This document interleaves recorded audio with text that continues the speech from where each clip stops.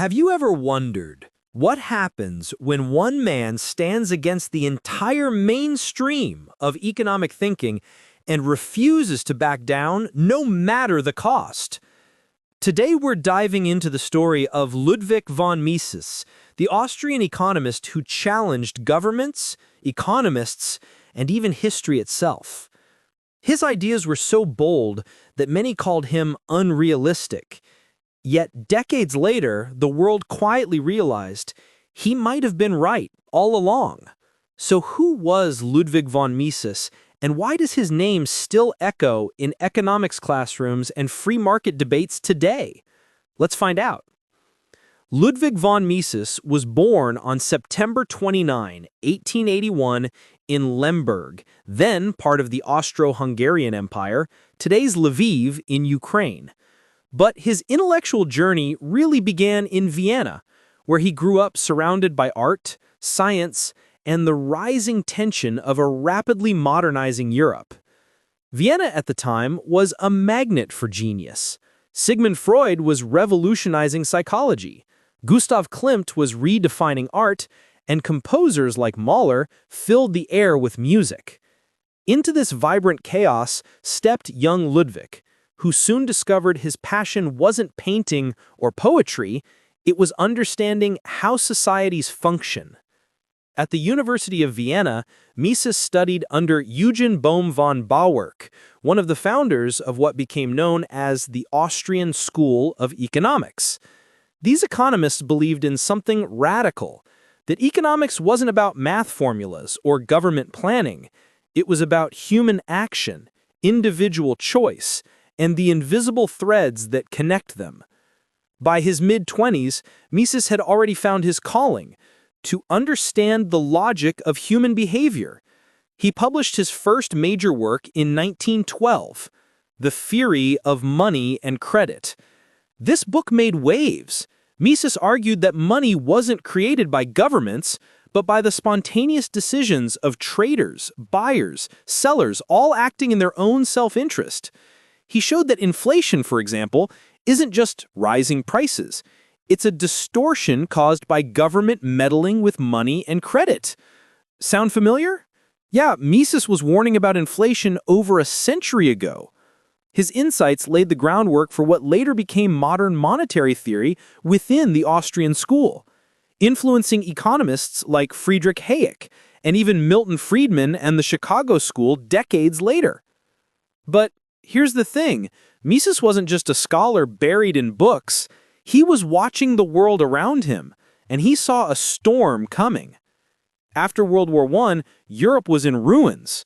Inflation soared, governments nationalized industries, and socialism became the new promise. Many intellectuals believed central planning could solve society's problems, but Mises saw the flaw.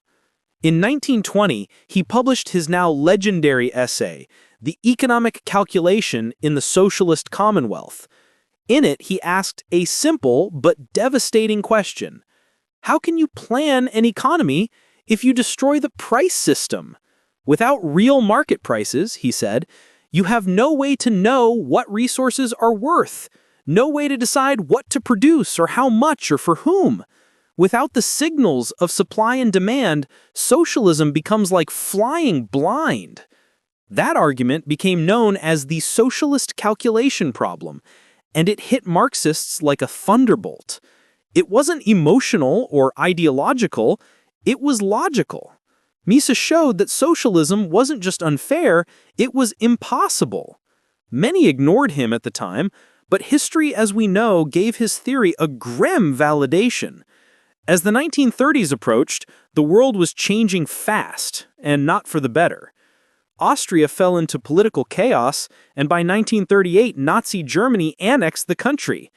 Mises, a Jewish intellectual who openly criticized totalitarianism, was forced to flee. He left behind his home, his job, even his manuscripts. The Gestapo literally looted his apartment and confiscated his papers.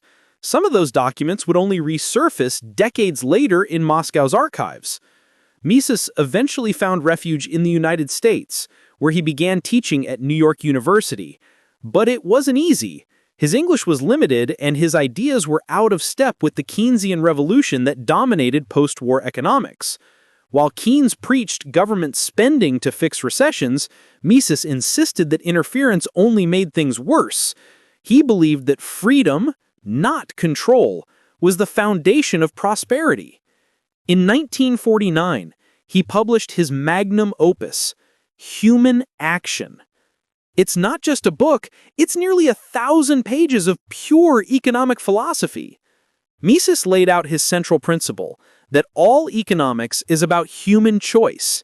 Every price, every wage, every business decision, they're all the result of countless individuals acting purposefully to improve their lives. He called this approach praxeology, the science of human action. Imagine being Mises in the 1950s America. The academic world adored Keynes. Governments were building welfare states, central banks were managing economies, and here was Mises, the old Austrian, saying, "No, you're making a mistake. You can't manage an economy like a machine because people aren't machines." He didn't get much applause. He didn't get government grants or big university positions, but he kept teaching, kept writing, kept debating. His seminars in New York became legendary. Small gatherings where students like Murray Rothbard and Israel Kirzner would carry his torch into the next generation.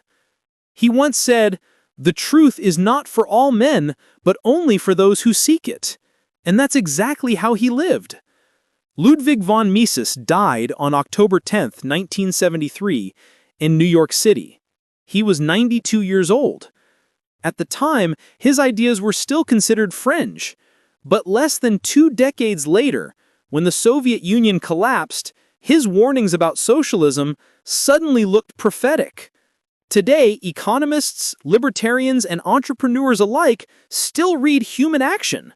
His name lives on through the Mises Institute, founded in 1982, which keeps his ideas alive in the digital age.